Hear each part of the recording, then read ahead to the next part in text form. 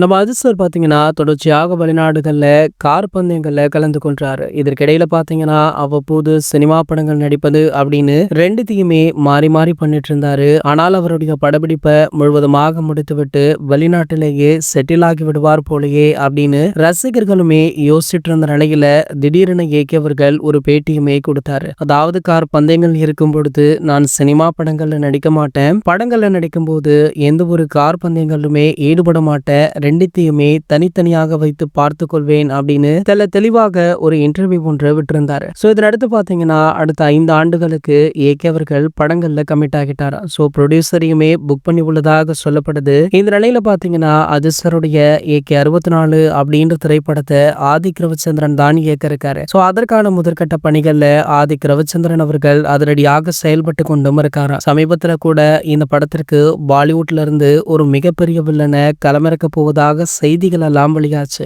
இந்த நிலையில பாத்தீங்கன்னா ஏகே 64 மட்டுமல்ல ஏகே 65 பற்றியும் முக்கிய அறிவிப்பு வெளியாக இருக்கு. அதாவது சமீபத்துல பிரபல கல்லூரி விழா ஒன்றில் கலந்து கொண்ட இயக்குனர் லோகேஷ் கனகராஜ் அவர்கள் அதிர்ஷ்டருடன் கூடிய விரைவில் இணைவேன், அதிகாரப்பூர்வ அறிவிப்பு வெளியாகும் அப்படின்னு சொல்லியிருந்தார். சோ எப்போது இணைகிறார், எப்போது அறிவிப்பு வெளியாகும் அப்படின்னு ரசிகர்களுடைய கேள்விக்கு எந்த ஒரு பதிலுமே கொடுக்காமல் சென்றிருந்தாரு. தற்போது பாத்தீங்கன்னா அதற்கான விடையுமே கிடைச்சிருக்கு. நம்ம அதிர்ஷ்டருடைய ஏகே 65 படத்தை லோகேஷ் கனகராஜ் தான் இயக்க இருக்காரா. சோ அதற்கான வேலைகளிலுமே லோகேஷ் அவர்கள் தீவிரமாக இருக்காரு. அதற்கிடையில கைதி 2 படத்தை முடித்த கையோடு ஏகேவுடன் இணைய இருக்காரா. சோ இந்த படத்திற்கான அறிவிப்பு பாத்தீங்கன்னா அடுத்த ஆண்டு இறுதியில வெளியாக உள்ளதாக சொல்லப்படுது. இது போன்ற சினிமா செய்திகளை பற்றி நீங்க உடனே தெரிஞ்சுக்க நம்மளுடைய சேனலை மறக்காம சப்ஸ்கிரைப் பண்ணிக்கோங்க.